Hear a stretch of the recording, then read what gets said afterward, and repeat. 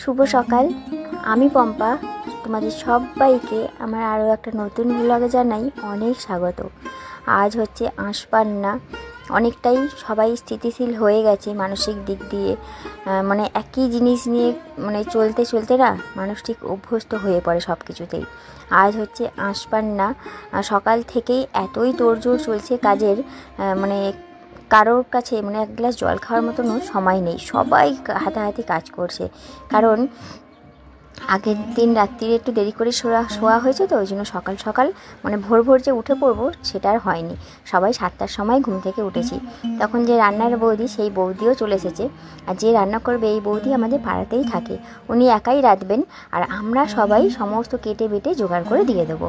আজকের রান্নার মেনুতে আছে কাতলা মাছের কালিয়া, পটল চিংড়ি, তারপর হচ্ছে ভেজ ডাল, ঝুরি আলু ভাজা, চাটনি আর সাদা ভাত। এই হচ্ছে আজকের মেনু। আর হ্যাঁ, লাল শাক ভাজা।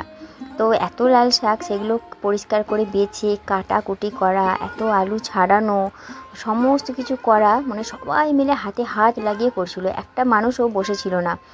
আর জামাইবাবু গেছিলো মাছ আনতে। জামাইবাবু আর আমার বর গেছিলো মাছ আনতে। ওরা মাছটা চেনে, যে আমার বর ওরা সব ধোয়াধুয়ি করছে।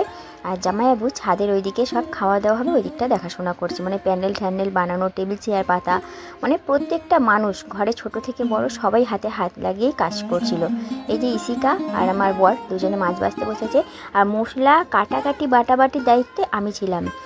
সমানে বৌদিকে যা যা মশলা বেটে দেওয়ার সেগুলো বাটছিলাম। আর রান্নার জোগাড়টা সবাই করে দিচ্ছিল মোটামুটি।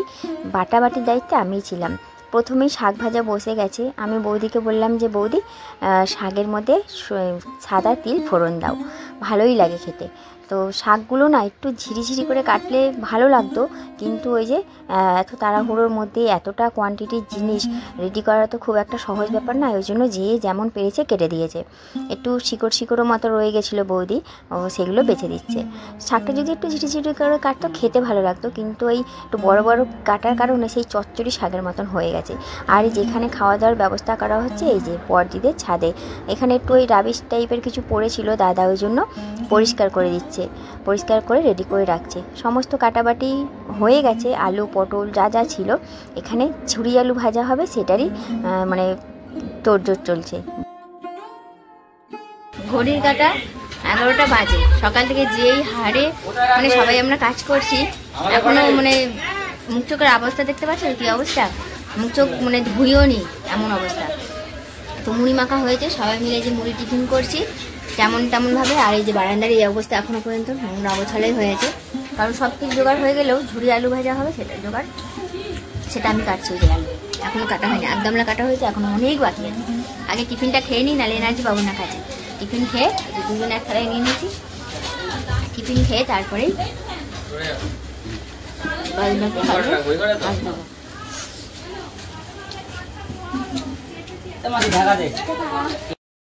শাক ভাজা ডাল এ দুটো হয়ে গেছে কমপ্লিট। এখানে মাছ ভাজা চলছে। মাছ ভাজা মাছের কালিয়াটা আর হচ্ছে পটল চিংড়িটা, এটাই বাকি আছে। ঝুরি আলু তো ওটা লাস্টে হবে, না হলে ঠিক মুচমুচে ভাবটা থাকবে না। তো এত কাজের তাড়া ছিল, বাবার ফটোটা যে একটু তাড়াতাড়ি সাজিয়ে রেডি করব এটাই হচ্ছিল না। তবে একটু তাড়াতাড়ি করতে সমস্ত কিছুটাই ম্যানেজ করে নিয়েছিলাম। আমার দাদা, ধরম দাদা, সেও চলে এসেছে। এসে এই যে ছদ্দি আমি ওই ধরম দাদা তিনজনে মিলে বাবার ফটোটা চেয়ারে সাজিয়ে দিলাম। এদিকে পটল চিংড়িটাও রেডি হয়ে গেছে, মাছের কালিয়া হলেই হয়ে যাবে। রান্নাবান্না তো চলছেই, অনেক রান্না এগিয়েও গেছে। এইদিকে মাছের কালিয়াটা হচ্ছে। আজ তো বাবাকে খাবার দিতে হয়, যে যে খাবারগুলো বাবা খেতে ভালোবাসতো তার সামনে দেওয়াটা একটা নিয়ম বলতে পারো। কিন্তু আমি না ঠিক বুঝে উঠতে পারি না, একটা মানুষ মারা গেলে তার সমস্ত পছন্দের রান্না করা খাবারগুলো তার ফটোর সামনে সাজিয়ে ধরে দেওয়া, সে কি সত্যি খায় না? এটা আমাদের মনের দিক দিয়ে শান্তির জন্য। তো যাই হোক, যেটা হয়ে আসছে সেটা তো আমাদেরকে করতেই হবে। এই যে দেখতেই পাচ্ছ সমস্ত রান্নাবান্না কমপ্লিট, দেখতেও সুন্দর হয়েছে, গন্ধও খুব সুন্দর বেরিয়েছে। রান্নার যে প্রথম আগো রান্না সেটা হচ্ছে বাবার জন্য তুলে সাজিয়ে নেওয়া হচ্ছে, বাবার ফটোর সামনে দিয়ে দেবো। তারপরে হচ্ছে প্রথম ব্যাচ, সেটা শুরু হয়ে যাবে। দুপুর 1টা থেকে প্রথম ব্যাচ আমরা শুরু করে দেবো। বাবা যেই জিনিসগুলো খেতে ভালোবাসতো তার মধ্যে কিন্তু শুটকি মাছ একটা অন্যতম খাবার, বাবার খুব পছন্দের খাবার। আর ছিল মাছের তেল, সেটা হচ্ছে মেজি ঘরে করেছিল, সেটাও সাজিয়ে দেবো। পটল চিংড়ি, চাটনি, ডাল, ভাত তুলে দেওয়া হয়েছে। মাছের তেলটা, শুটকি মাছটা ওইটা হচ্ছে ভাতের উপরে বা এক সাইডে সাজিয়ে দিয়ে দেবো।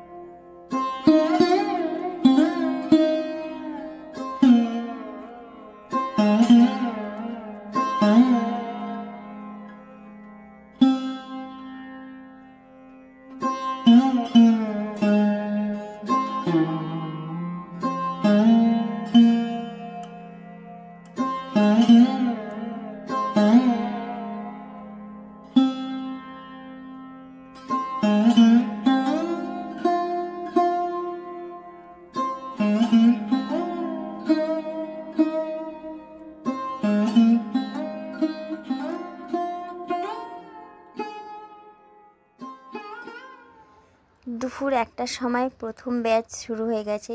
আমাদের বাড়ির কচিকাঁচা আছে, পাড়ার কয়েকটা কচিকাঁচা এসেছে, একটা কাকি এসেছে, একটা দাদা এসেছে। এনাদের দিয়েই প্রথম ব্যাচ শুরু করা হলো। একদিক দিয়ে আশপান্নার খাওয়া দাওয়ার অনুষ্ঠানটা রবিবার পড়েছে, একদিক দিয়ে একটু ভালো, কারণ শনিবারে অনেকেই আমিষ খেতে চায় না, তাদের জন্য একটু অসুবিধা হয়ে যেত, কিন্তু রবিবার পড়েছে তো একটু সুবিধাজনক হয়েছে। তবে অনেকেই শ্রাদ্ধ অনুষ্ঠানের বা আশপান্নার খাবার খেতে পছন্দ করে না, সেই ব্যাপারটা আলাদা। তো এইদিকে দেখো আমাদের ঘরের সবাই হাতে হাত লাগিয়ে পরিবেশনের দায়িত্ব নিয়েছি আমরা। আমার বোনপো আছে, যে ভাত দিচ্ছে ও হচ্ছে আমার বড়দির বড় ছেলে বোনপো। আমার বোনপো হচ্ছে পরিবেশনের দায়িত্ব নিয়েছে, ও কিছুটা সময় থাকতে পারবে, তারপরে ওকেও কাজে যেতে হবে। এই যে আমার বড় দিচ্ছে ডাল, তারপরে সবাই মোটামুটি আমরা ঘরে যে যখন সুযোগ সময় পাচ্ছি সবাই হাতে হাত লাগিয়েই পরিবেশনের দায়িত্বটা নিয়ে নিয়েছি।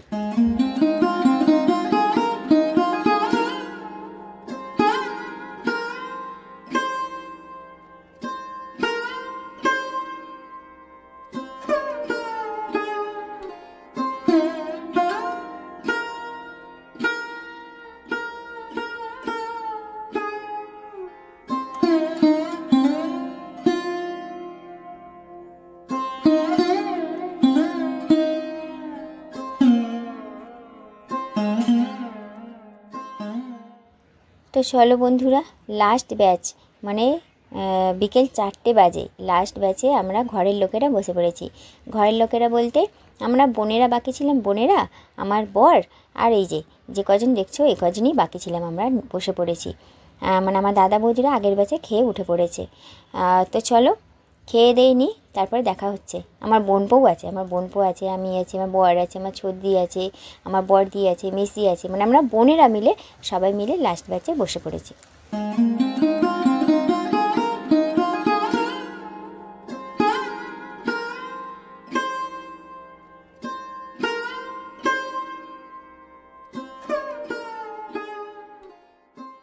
খাওয়া দাওয়া হয়ে গেছে, সমস্ত বাসন কোসন আমরা সবাই মিলে হাতাহাতি করে মেজে পয় পরিষ্কার করে এই যে বসে পড়েছি।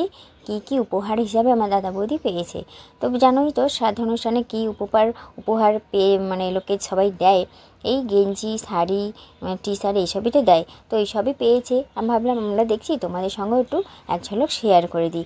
জানি না কে কী দিয়েছে না দিয়েছে, আমি তো জানিও না কখন এইসব দিয়েছে, আমি তো ছাদেই ছিলাম। এখন দেখলাম, ভাবলাম তোমাদের সঙ্গে এক ঝলক নাই শেয়ার করাই যাক, ওই জন্য শেয়ার করে রাখলাম।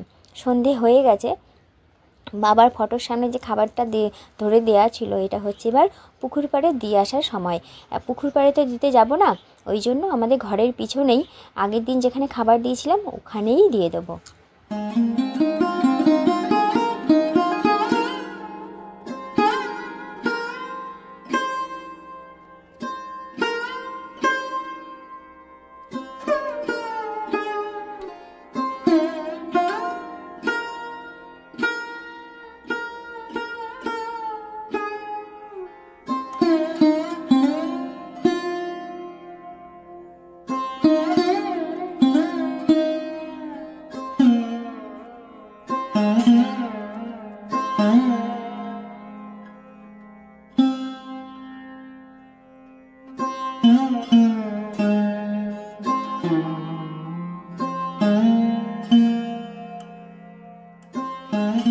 তখন বললাম না, শ্রাদ্ধ অনুষ্ঠান বলো বা আশপান্নার খাবার বলো, অনেকেই খেতে পছন্দ করে না।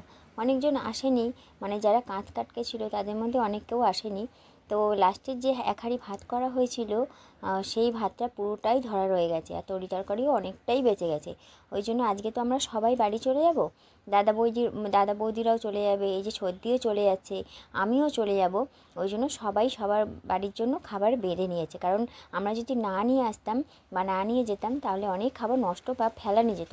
ওই জন্য যে বাড়ি যাচ্ছে সবাই সবার নিজের যতটা প্রয়োজন সে খাবার বেঁধে নিয়েই যাচ্ছে। সর্দি চলে যাচ্ছে প্রথমে, তারপরে আমি চলে যাব, তারপরে দাদারাও চলে যাবে। তাহলে চলো বন্ধুরা, ভিডিওটা এখানেই শেষ করে দিচ্ছি। আর সেরকম দেখানোর কিছুই নেই, বাড়ি চলে যাচ্ছে, আমিও সব কিছু গুছিয়ে রেডি করে নিয়েছি। দেখা হবে আগামীকাল আরও একটা নতুন ব্লগের সঙ্গে। টাটা।